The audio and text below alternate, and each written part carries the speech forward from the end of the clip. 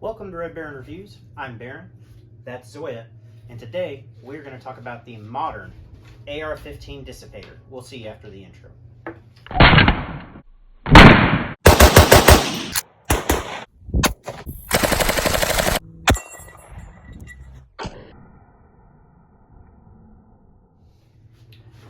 So today we're going to be covering the modern AR-15 Dissipator, and unfortunately there's not going to be any shooting video of this because this is really more of a discussion. I want to talk about this specific build, and then I want to talk about how relevant the Dissipator platform still is. We did touch on that in the first video in this series, but I really want to do a deep dive on that. So guys, we're going to start by taking a close-up of this build and talk about how I have it set up and why, and then we'll have the discussion. Are these still a relevant platform? So this is my version of a modern Dissipator. Now, you guys have actually seen most of this rifle before in a previous video. It's just been dolled up a little bit. So what this is an assortment of different AR-15s that I've got, and I had to rob parts from a few different guns. So the upper is that Palmetto Dissipator upper, the lower is a complete Stag lower, and we will get into the details now. I'm going to go ahead and address the sling now, just so I can get out of the way. It's a Magpul sling. It's got that quick adjustment slider, which to me is a must-have. I've had this sling for several years now, and I love it. I always get the version that has these hooks on it, simply because I can run this on an AK, I can run this on a G3 style rifle like a PTR, an FAL, an M1A, ARs. I can still use the quick detach option if I want to. I just get one of these and clip it on there, and now I can use the quick detach. So I like these hooks. Also, if I want to throw this on a traditional rifle like an M1 Garand or something like that, I can. So these slings are awesome. I really like them. And now that that's out of the way, I'm going to take it off the table. So again, Palmetto Complete Upper, A2 birdcage style flash hider. I love these. Standard fixed front sight block. Moving back, we've got a Surefire. I think this is the G2. I'll put it in the speech bubble. In addition to that, it's in a Magpul mount.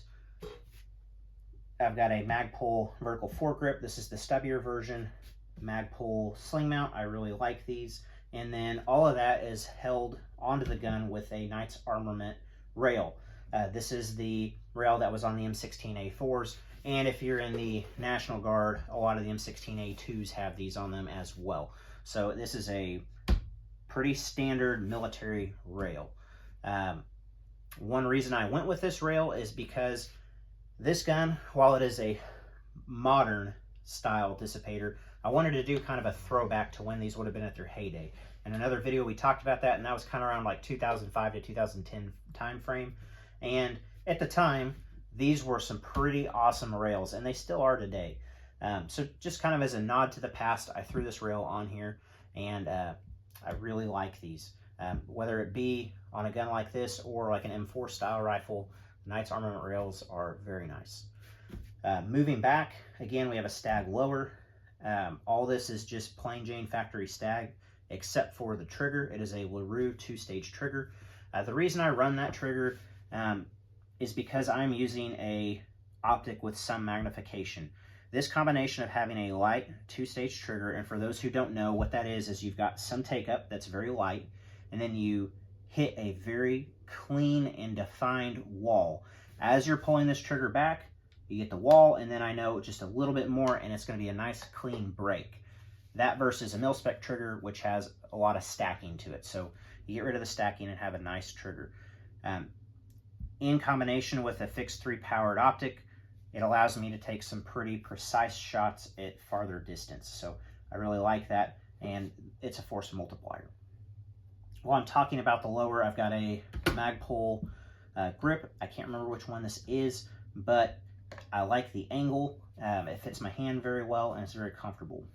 For the magazine, I'm running a Brownell's 20-round magazine, and the reason that I run a 20-round magazine is since this upper was on my truck gun, this has now become my truck gun. Having a 20-round magazine, one, it looks really good. It looks clean with the rifle. It doesn't extend past, And then also, because it doesn't extend past, it doesn't snag on things in my truck when it's in and out of the truck. Additionally, 20 rounds for what I need a truck rifle for is more than adequate, and I can always throw another mag in the glove box. So 20 round mag, and these Brownells mags are phenomenal.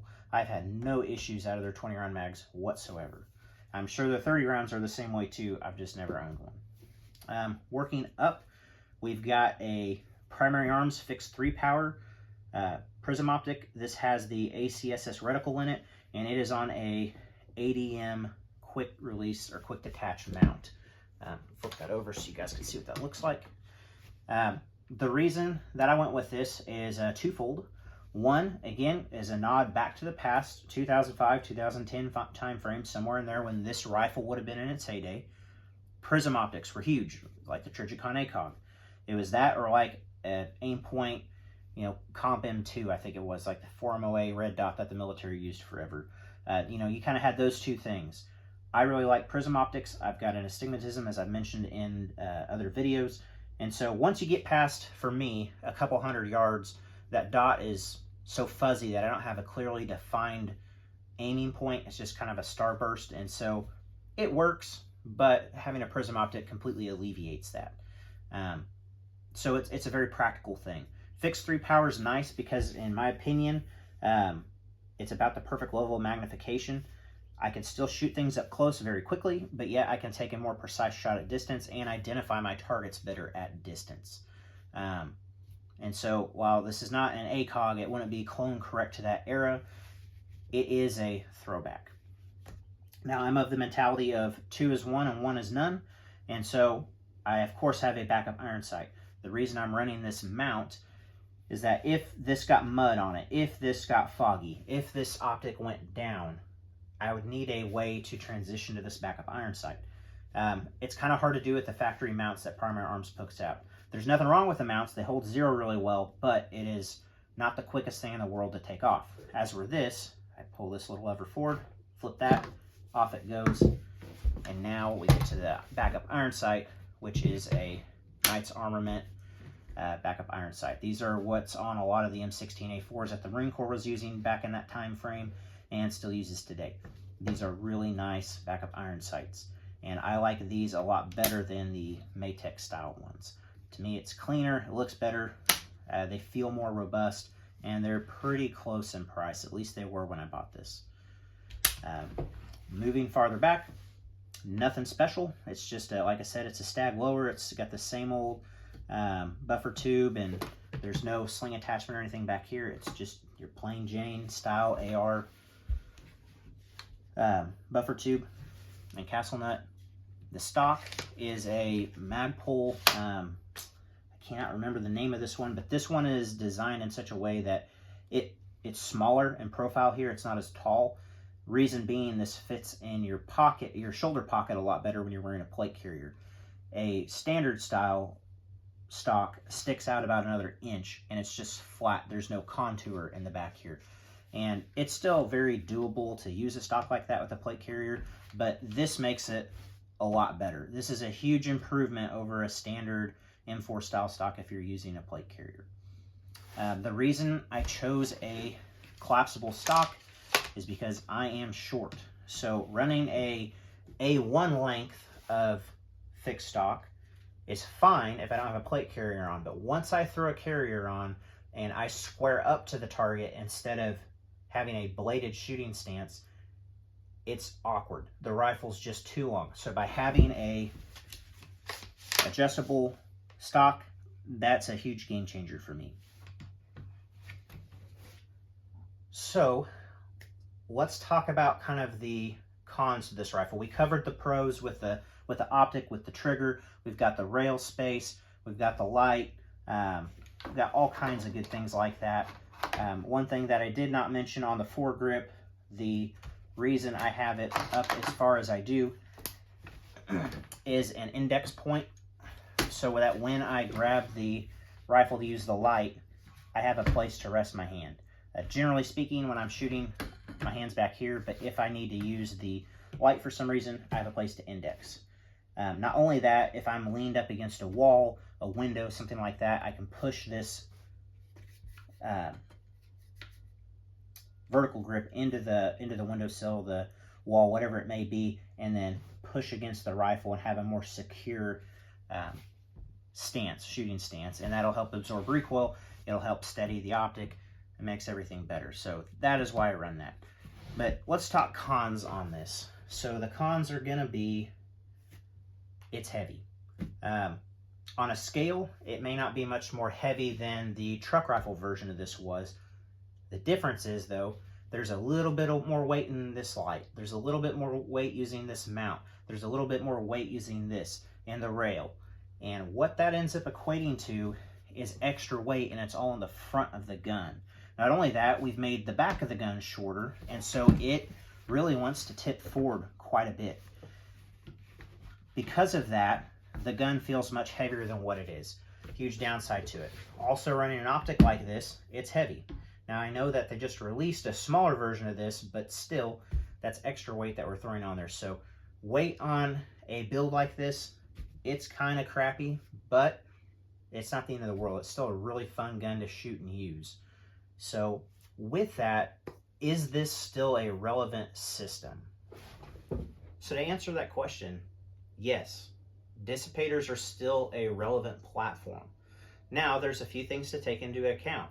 If you're on a budget and you're trying to squeeze the most performance out of a rifle as you can, this may not be the best option.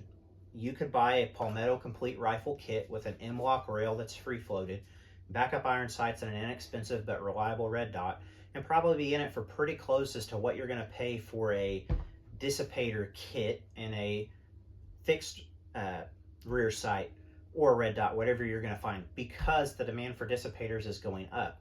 If you're going to kit it out with something like this, you're definitely going to be in it a lot more money than you would be doing that Palmetto build I mentioned. So bang for the buck, these might not be the best deal depending what you're wanting to do. Now, if you're not as concerned with a 1/2 inch or 1 inch MOA difference, and it doesn't really matter to you as much, you just want something that's combat accurate, then yeah, absolutely, a Dissipator is a great option.